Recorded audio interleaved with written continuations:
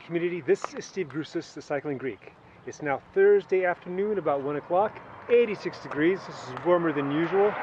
So in my water bottles, I have just 2 scoops of Hammer Nutrition's Sustained Energy per bottle.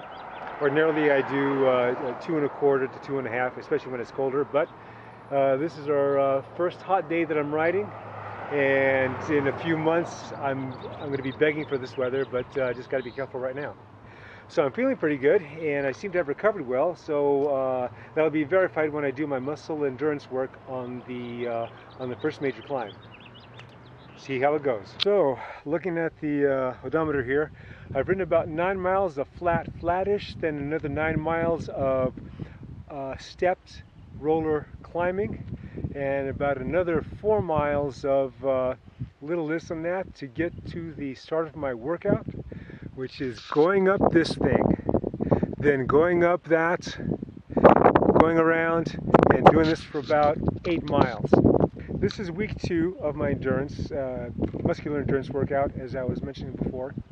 And the thing about block training is that usually there's 4-week blocks. It depends on the situation.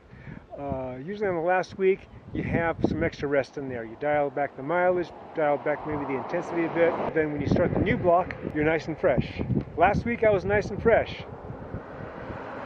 I'm functional this week, not so fresh, but I think I can have a good workout. So last week I was doing the alternating big ring, small ring at tempo to steady state, essentially below threshold, and doing that for about 55 minutes. And my big ring sections were at 270, 290 watts, and the small ring sections were around 250, 270. Again, I was fresher last week, so I'd love to hit the same wattage. The thing I have to concentrate on is keeping the same watts on the small ring as I do in the big ring.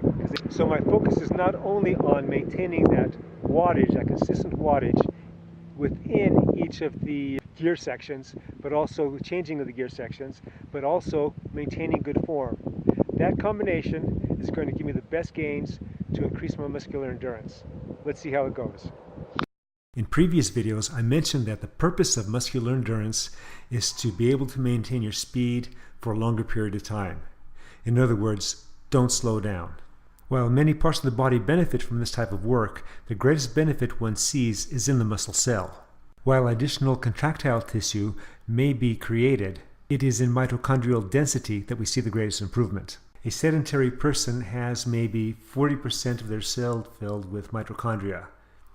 A person that's in form, its shape, has up to 75% of their cell filled with mitochondria.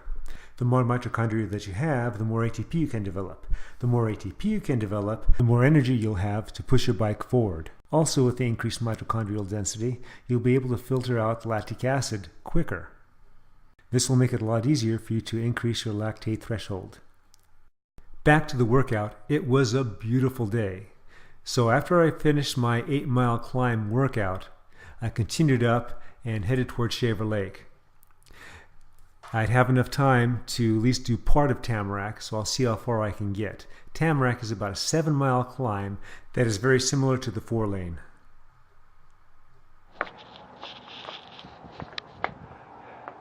Since it's warmer, I decided to just keep going up. The muscle tension work started getting tougher as I was going higher up on the 4-lane.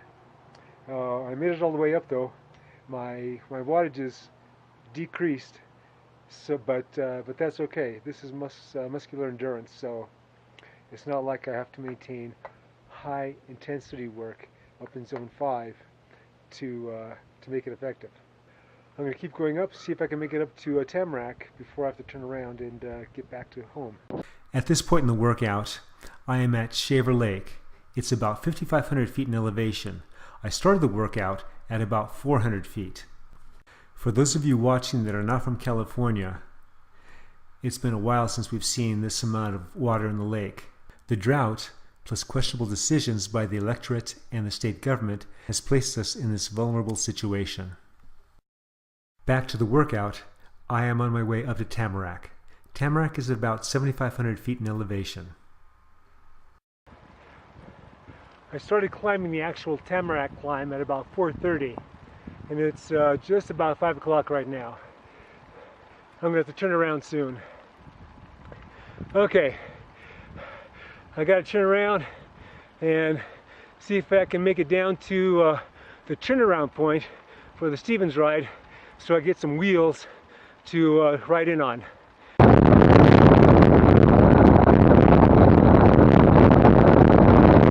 Uh-oh, no one's there.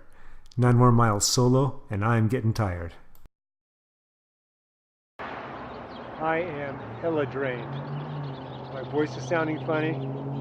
That was about 87 miles in 6 hours. I rode up, did my workout on the 4-lane, then continued going up toward Tamarack. Tamarack is about 7,500 feet, and I turned around at about 6,200 feet and to get back. I was hoping to make it to the Stevens ride on their turnaround so I could just ride wheels. Hey, I got there too late.